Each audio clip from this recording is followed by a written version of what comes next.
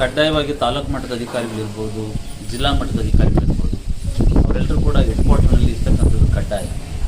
ಮಾನ್ಯ ಮುಖ್ಯಮಂತ್ರಿಗಳ ಒಂದು CEO ಮತ್ತು DCS ಅವರ ಕಾನ್ಫರೆನ್ಸ್ನಲ್ಲಿ ನನಗೆ ಸೂಚನೆಯನ್ನು ಕೊಟ್ಟಿದ್ದಾರೆ. ಆ ಹಿನ್ನೆಲೆಯಲ್ಲೇ ನಾನು ಬಂದ ಕೂಡಲೇ ಆ ಥರದೊಂದು ಆದೇಶವನ್ನು ಹೊರಡಿಸಿದ್ದೀನಿ. ಎಲ್ಲರೂ ಕೂಡ ಹೆಡ್ ಕ್ವಾರ್ಟರಲ್ಲಿದ್ದರೆ ಜನರ ಸಂಪರ್ಕಕ್ಕೆ ಸಿಗ್ತಾರೆ, ಕಚೇರಿಗಳಿಗೆ ಬೇಗ ಹೋಗ್ಬೋದು, ಲೇಟ್ ಅವರ್ಸ್ ತನಕ ಕೆಲಸ ಮಾಡ್ಬೋದು, ಸಾರ್ವಜನಿಕರಿಗೆ ಲಭ್ಯ ಆಗ್ತಾರೆ.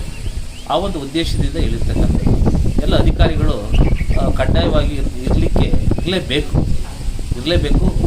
ವಾಸ್ತವ್ಯವನ್ನು ಕೂಡ ಮಾಡಬೇಕು.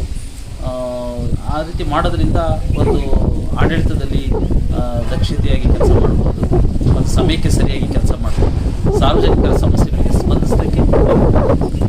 ಸರ್, ನಿಮ್ಮ ಆದೇಶ ಬಂದು ಒಂದು ತಿಂಗಳಾದರೂ ಯಾರೂ ಇದನ್ನು ಪಾಲನೆ ಮಾಡ್ತಿಲ್ಲ ಅನ್ನೋ ಒಂದು ಆರೋಪಗಳಿದಾವೆ ಸರ್. ತೊಗೊಳ್ತೀನಿ, ನಾನು ಮಾಹಿತಿ ತೊಗೊಳ್ತೀನಿ. ನಾನು ಅವ್ರಿಗೆ ಹೇಳಿದ್ದೀನಿ, ನೀವೆಲ್ಲಿ ವಾಸ್ತವ್ಯ ಮಾಡ್ತಿದ್ದೀರಿ ಅದರದ್ದು ಅಡ್ರೆಸ್ ಕೊಡಬೇಕು ಅಂತಲೂ ಕೂಡ ಹೇಳಿದ್ದೀನಿ. Okay sir. ಎಲ್ಲ ಗೂಗಲ್ ಸ್ಪ್ರೆಡ್ಶೀಟ್ ಮಾಡಿಬಿಟ್ಟು ಸರ್ ತಾಲೂಕು ಮಟ್ಟದ ಮತ್ತು ಜಿಲ್ಲಾ ಮಟ್ಟದ ಎಲ್ಲ ಅಧಿಕಾರಿಗಳಿಗೂ ಕೂಡ ನೀವು ತಾಲೂಕು ಮಟ್ಟದಲ್ಲಿದ್ದರೆ ತಾಲೂಕಿನಲ್ಲಿ ಎಲ್ಲಿ ವಾಸ್ತವ್ಯ ಮಾಡ್ತಾಯಿದ್ದೀರಿ ಅದರ ಅಡ್ರೆಸ್ ಕೊಡಿದ್ದೀವಿ.